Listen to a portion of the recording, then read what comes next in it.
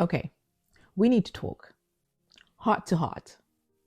Do you feel like you're doing the most, trying to stay kind, stay faithful, stay hopeful, and yet somehow life just keeps handing you the same test? You pray, you wait, you persevere, and then you whisper, like, Lord, I know you see me.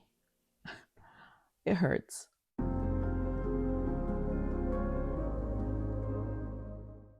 We've all been there. That season that asks so much resilience, you start wondering, is this perseverance or is it just suffering? Because, sis, there's a difference between surrender and suffering, between sacrifice and self neglect. God doesn't delight in pain. He can use it, yes, but He doesn't design it to destroy us. He wants our faith refined, not to kill our joy. The wilderness isn't punishment, it's preparation. It wasn't meant to break the Israelites. It was meant to build them. But they got stuck because the wilderness revealed their hearts. They confused preparation with punishment. And honestly, I get it. When the waiting gets long and the answers go silent, you start thinking you've done something wrong. But maybe you haven't. Maybe you're just being refined. Because hiding an ego isn't the same as humbling it. If we don't confront it in the wilderness, girl, it's going to carry us right back into it. And you know what?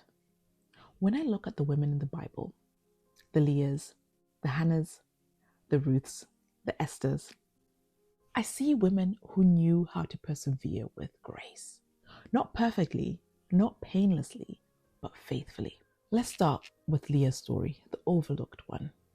Leah is the woman we often skip past for Rachel. Leah was unloved. She was overlooked. She was tolerated. Imagine waking up every morning beside someone who never really wanted you to be there. And yet, she kept showing up. Every child she bore, she named after her pain, hoping one day her husband might finally see her. But by the time Judah came, something shifted. She said, hold up. This time, I'll praise the Lord. That was her turning point, from seeking human approval to resting in divine acceptance. And look how God honored her. From her lineage came King David, came Jesus. Leah may have been unloved, but her worship birthed the line of redemption. Okay, let's have a general prompt. Where in our life do we need to shift from seeking approval to resting in being seen by God? And then we have Hannah, the silent fighter. Hannah, year after year, she watched others receive what she had been praying for. Her womb was empty, but her faith wasn't. When the mockery came, she didn't lash out. She poured out. She prayed so deeply that priest thought she was drunk. Maybe Hannah was the first person who's ever recorded praying tongues. But Hannah wasn't breaking down. She was breaking through. She shows us that perseverance isn't pretending you're fine. It's bringing your whole heart, tears, trembling, and truth to God's feet. Sometimes the breakthrough isn't what's born, but the belief that God still hears you. Let's stop for a journal prompt. What am I pouring out before God that I once tried to hold together on my own? Okay, next up, looking at my notes, let's move over to Ruth. Ruth is the loyal wanderer. Ruth lost everything: her husband, her home, her security. But instead of retreating, she clung to Naomi. She said, where you'll go, I'll go. That wasn't romance, that was resilience. In a world where women without men were doomed, Ruth still chose faith over familiarity. She left what made sense for what made spirit, what made truth. Sometimes perseverance looks like a quiet obedience, moving forward without a map, trusting that loyalty will lead to legacy. And I've got a whole video on the book of Ruth already on my channel, and I'll link it down below. Let's stop for a journal prompt. What comfort zone is God asking you to leave so you can step into legacy? And then let's move on to Esther. Esther, the brave strategist. I love Esther. I mean, I love all the Bible. I love all these women. But Esther, I feel I'm in the season of Esther. Esther was the queen of timing. She was a strategist.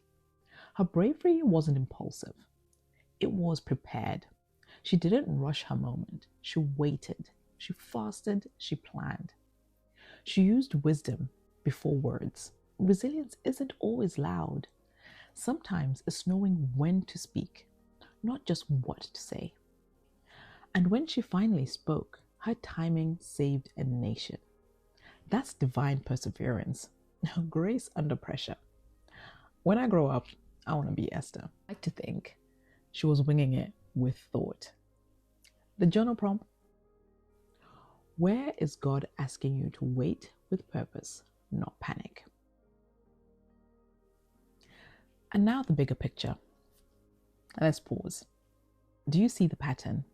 Leah shows us faithfulness. Hannah shows us prayer. Ruth shows us loyalty. Esther shows us courage. Different paths, same outcome. Refined women, resilient grace. So maybe that's your whisper today, that your wilderness isn't wasted. The pain you feel isn't eternal. It's purposeful. God's not asking you to suffer for suffering's sake. He's asking you to stay faithful long enough to see the fruit. You're not stuck. You're being shaped. When it's time, He'll turn your wilderness into a witness. And we'll be all here waiting for your testimony. I'm Yvonne, and this is Wing It with Thought, where we talk the real stuff, the hard stuff, the kind stuff that's messy, but meaningful. If this spoke to you, subscribe and journey with me through the new mini-series, Women of Grace in the Wilderness. Until next time, remember, you're not being punished, you're being prepared.